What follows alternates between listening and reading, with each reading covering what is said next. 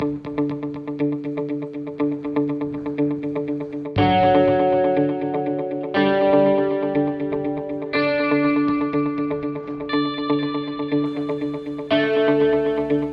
Mandalika International Circuit menjadi tuan rumah kejuaraan dunia World Superbike (WSBK) pada November 2021 optimistis tetap terlaksana. Pembangunan lintasan utama sirkuit MotoGP Mandalika telah selesai dikerjakan. Hal itu ditandai dengan seremonial penyelesaian pengerjaan pengaspalan dan serah terima pertama pembangunan Mandalika Street Circuit pada Minggu 15 Agustus 2021 lalu.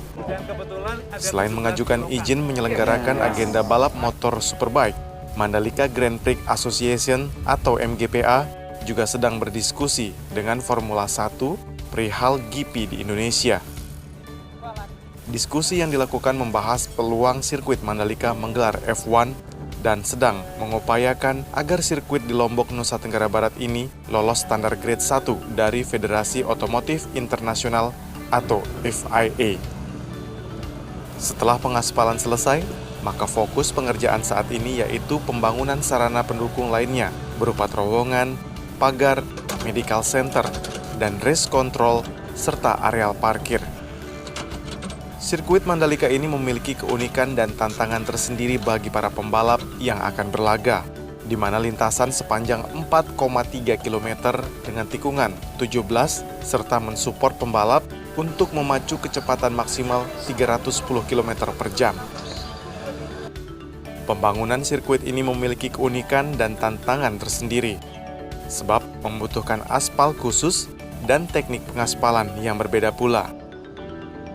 Lebih dari 90% pengerjaan sirkuit ini digarap oleh perusahaan yaitu Stone Mastic Asphalt atau SMA yang baru keluar tahun 2015 dengan standar internasional yang digunakan sebagai bahan campuran aspal untuk melapisi permukaan atas aspal serta memperkuat struktur lapisan permukaan lintasan agar pembalap tidak mudah tergelincir saat balapan dalam kondisi cuaca hujan. Sementara dari sisi penyiapan sektor wisata, capaian vaksin COVID-19 di daerah pariwisata kawasan ekonomi khusus Mandalika sudah di angka 80% dari 3.000 sasaran vaksin. Ada 2.691 orang telah melakukan vaksinasi. Mereka adalah pelaku wisata yang terlibat langsung di kawasan ekonomi khusus Mandalika dan berkomitmen siap melayani tamu. Saat ini, kendala optimalisasi vaksinasi adalah terbatasnya stok yang tersedia sehingga belum sepenuhnya dapat terakomodir. Selain itu, peluang kerja di kawasan ekonomi khusus Mandalika terbuka lebar. Dalam kurun waktu 3 tahun ke depan, pengembangan KEK diperkirakan membutuhkan sedikitnya 27.000 tenaga kerja. Sebagian besar ada pada fase konstruksi dan sisanya tenaga kerja saat kawasan pariwisata ini sudah mulai beroperasi. Kebutuhan tenaga kerja di sektor pembangunan infrastruktur yang dilakukan PT ITDC selaku pengelola kawasan maupun pembangunan hotel, restoran, dan sirkuit oleh investor. SDM hotel rasionya 1:5, sedangkan kebutuhan tenaga kerja ITDC sebagai pengelola kawasan hanya berupa tenaga inti pengelola, kemudian tenaga security dan gardener atau tukang kebun.